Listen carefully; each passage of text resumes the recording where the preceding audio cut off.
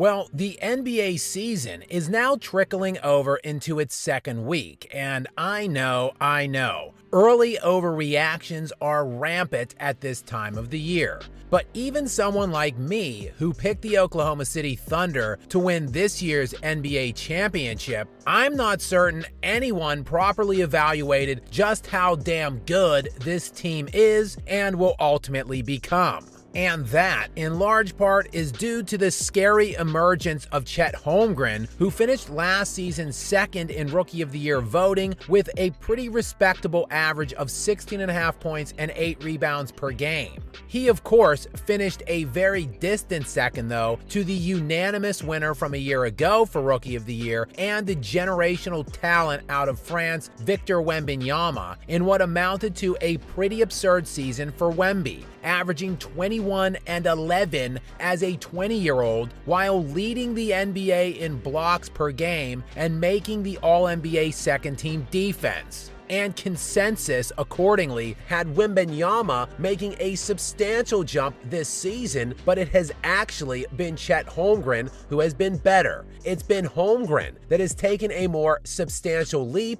at least for what we have seen thus far. Wembanyama is currently averaging 20 points, 12 rebounds, and 2.7 blocks per game, while Chet Holmgren is averaging 23.7 points, 13 rebounds, and he is currently leading the league in blocked shots at 4 per game.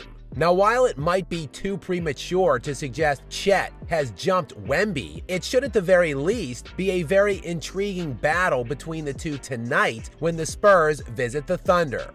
And for the Thunder, who looked like an absolute lock to be the league's best defensive team at the start of the season, they have a shot to be historic. They were, after all, 4th in net defensive rating a year ago and got better, much better in the offseason due to their acquisitions, which included Alex Caruso and Isaiah Hartenstein. Caruso, who was elite last season defensively, was second-team All-NBA defense and first-team the season before that. What's more, Caruso ranked second in point-of-attack defenders in perimeter isolation last year. He was second to Oklahoma City's Lou Dort. And those two are now going to team up with Shai Gilgeous-Alexander, who led the league in steals a year ago and finished 7th in Defensive Player of the Year voting.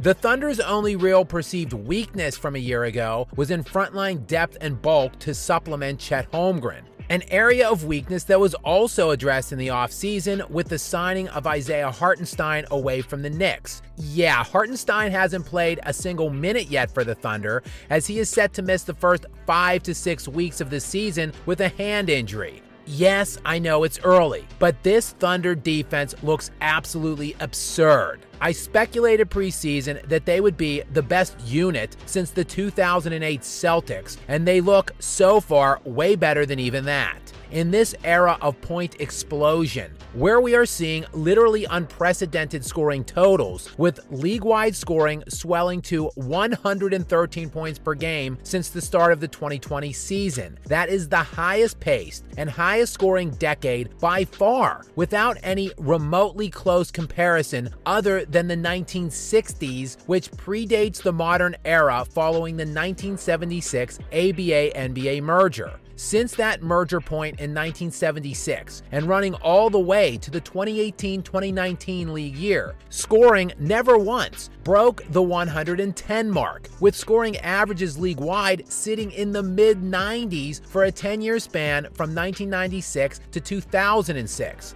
But since 2018, scoring has been on a major uptick, hitting over 111 every year since, with it creeping all the way up to 114 now for the last 3 seasons. With scoring averages at 114, it makes sense that some teams will average into the mid-20s and others into the lower 100s. Accordingly, most teams' defenses will give up in that same range, and all teams are in that range this year except for one, the Oklahoma City Thunder, who are giving up only 95 points per game this year so far. That is an absolutely ludicrous number in the NBA circa 2024. For some context to that absurdity, the #1 rated defense last year, which also gave up the least points per game, the Minnesota Timberwolves, who had 2 All-NBA defensive selected players and the Defensive Player of the Year, gave up 106.5 per game. All of this while the Oklahoma City Thunder are sitting at 3rd currently in the NBA in scoring offense, averaging 120 points per game on that end. What I am saying here is even as good as I and several others have speculated this team would be this year, they are going to be even better than that. And of the 10 principal rotational players that average at least 10 minutes per game, all of them are 26 or younger other than 30-year-old Alex Caruso. They are led on the court by Shai Gilgeous-Alexander, who has been named to back-to-back first-team All-NBA selections and finished last season 2nd in league MVP voting. Yeah, he looks even better this year. While they are led from the sideline by Mark Daigneault, last season's Coach of the Year, who, by the way, is only 39 years old. This team is very possibly on the cusp of an ascension into a dynastic hold on the NBA. Their perfect foil awaits them on the other side of the Eastern bracket in the form of the defending world champion Boston Celtics, with 2 very young superstars of their own and another very young head coach. So now the NBA, who has fought for years to try to institute some level of parity in the league, is on pace for one of the chalkiest finals ever and for possibly what might be several years to come.